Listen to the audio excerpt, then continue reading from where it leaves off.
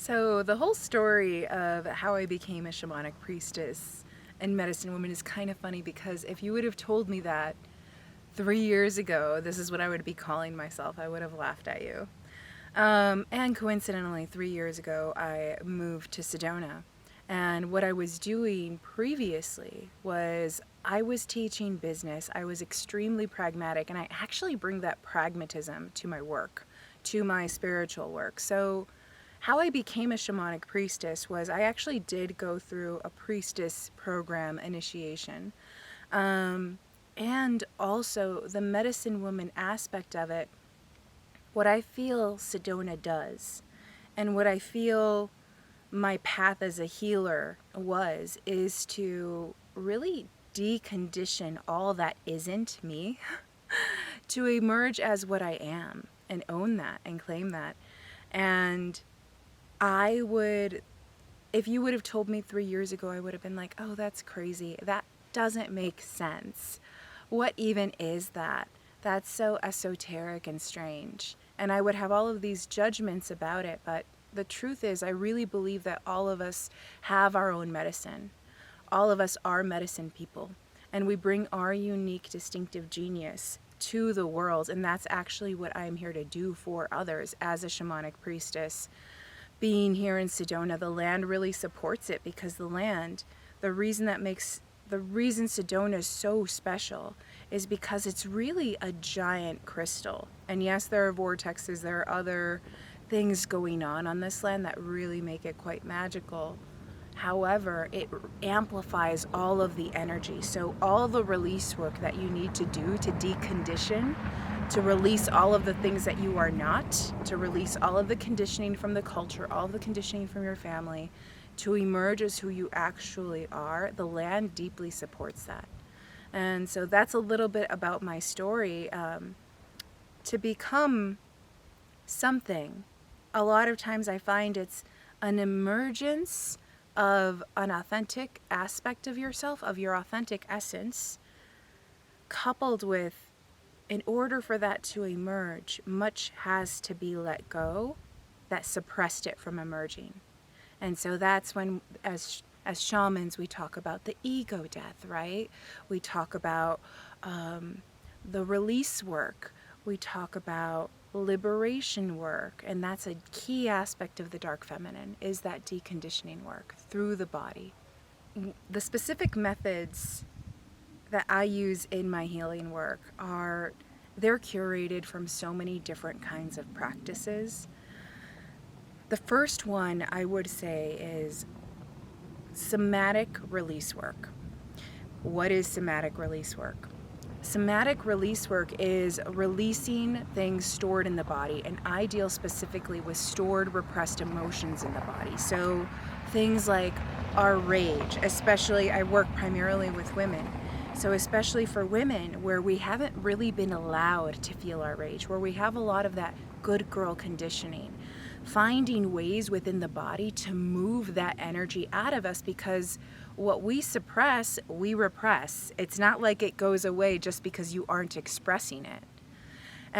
It stays in there, and oftentimes it'll cause resentment, it'll cause overgiving, it'll cause you repeating the same patterns in your life over and over again, right? And so what my medicine supports and what Sedona supports is really amplifying that energy so that we can release it through the body. And what that creates is a lot of harmony and peace in the body. And it creates a state that I call being emotionally current. I don't call this, I learned it from someone else, but I really love that term.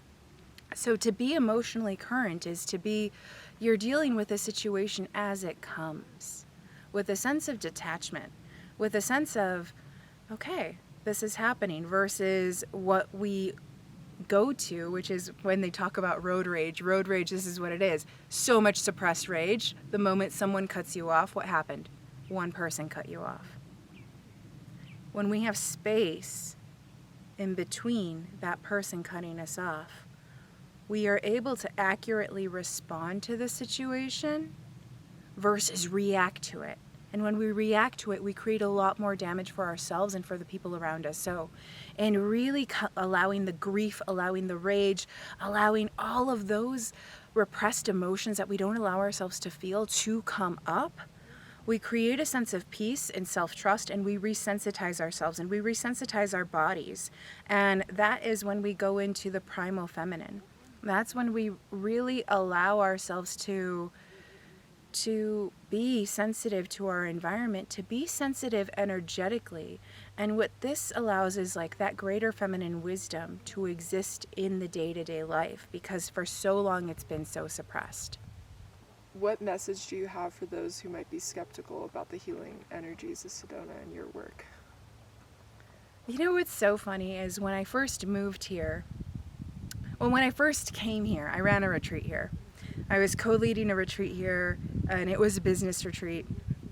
And to be perfectly honest, I was unimpressed. Like, I thought the place was beautiful, but I was not into that, oh, I can feel the energy of the land. And I'm like, oh gosh, that's such hippie stuff. Like, I don't get it. I don't get it. It's pretty, but I don't get it. I didn't have an actual physical experience, and no one is more surprised to be living here than me.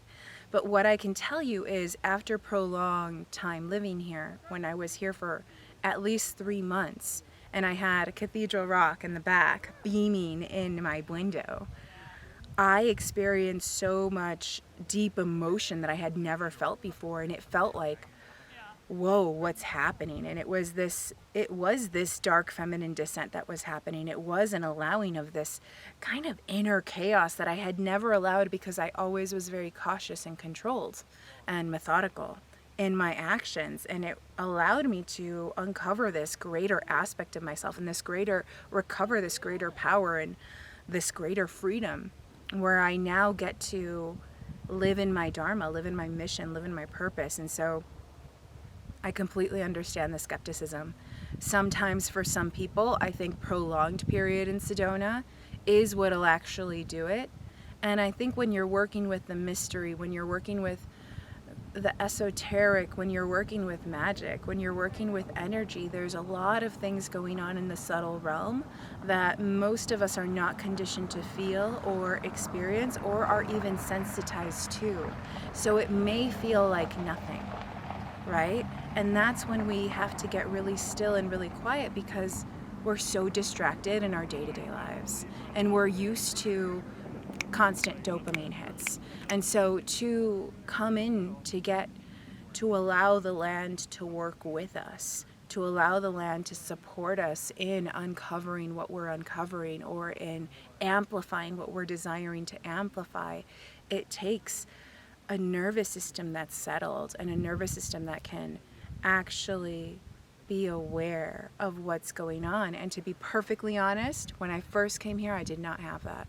And it has been a rewiring my nervous system over the past 4 years to actually be able to feel things from the land and experience things. And it's not just the land, it's who you'll meet here. It's the coincidences, it's the synchronicities. It's also just very allowing the gentleness of nature to support your healing. A lot of times we think, oh, Sedona, it's magical, and it completely is magical. But we're always looking for that magic bullet instead of settling into, we're part of the co-creation of the magic. In this moment, can we bring ourselves to presence, to take note of like the subtle wind on the side of our face, to take note of the colors, and it's fall now, it's autumn, the changing colors, and experience the magic in that, versus waiting for something to happen to us, right? And that's when I feel like there's real magic that can emerge.